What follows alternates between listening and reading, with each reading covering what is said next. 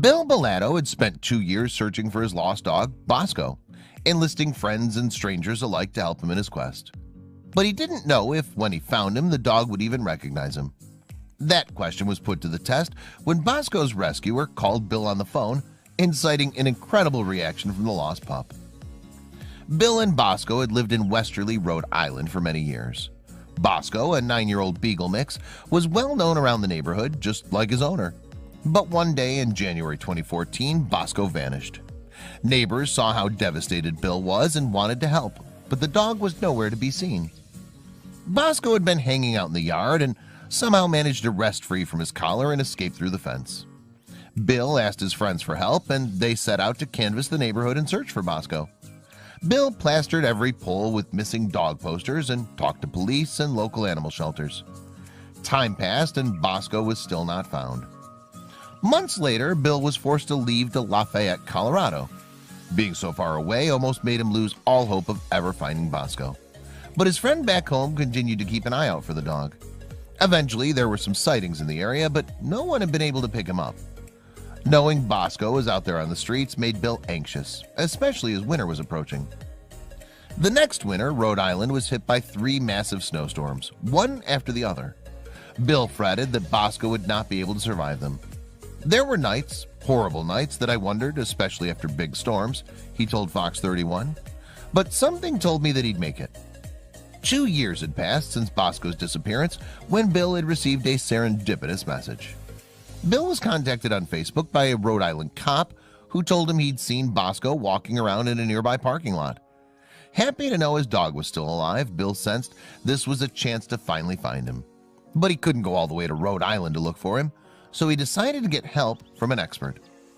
Sheila Graham works at the Department of Homeland Security and is a pet detective on her spare time. When Bill contacted her and told her about Bosco, she agreed to help. She had lots of experience retrieving lost dogs, so she knew what to do. The first thing she did was set up cameras around the area where he was last seen. Then she'd have to bait him.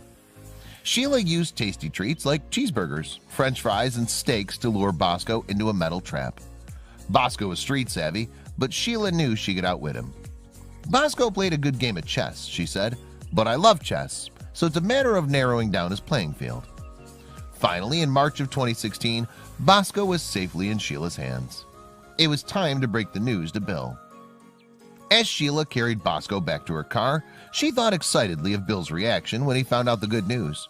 She decided to call him as soon as she got home. She picked up the phone, dialed his number, and waited for him to answer. But as soon as Bill's voice was heard on the receiver, Sheila was suddenly interrupted. Upon hearing his owner's voice on Sheila's phone, Bosco started howling. Bill hadn't expected Sheila to find him so soon, but he instantly recognized his dog's call. He doesn't have a bark or howl or growl, it's kind of all three together. You hear it and it stands you up straight, he told the dodo. But they were still 2,000 miles apart. Bill didn't know how he was going to get Bosco all the way to Colorado. That's when his old friend stepped in, setting up a crowdfunding campaign to help Sheila deliver Bosco to his rightful owner. The whole community chipped in, neighbors, animal lovers, even strangers. People that I haven't heard of in 30 years bellied up money, said Bob Arnold, Bill's childhood friend. A month later, Bosco was ready to go home.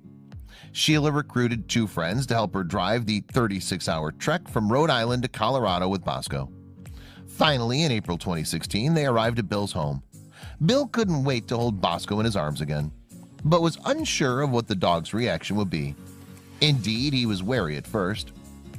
The first couple of minutes, with everyone around and their cameras, he was like, okay, who the hell's this guy? Said Bill at the reunion. But then he remembered the nickname he used to call Bosco, Dude. As soon as he said the word, the dog perked up. He knew he was home. Bill couldn't believe Bosco had made it in the streets for 2 years, but the dog was sturdier than he'd seemed. Bill took Bosco to the vet for a thorough examination and was surprised to find he was in relatively good health. A small benign tumor was found on his back, but that could be removed soon.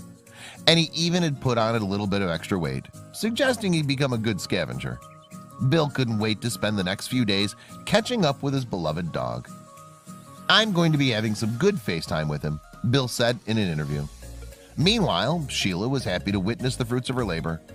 My payday comes seeing the lost pet back home with their family, she told the dodo.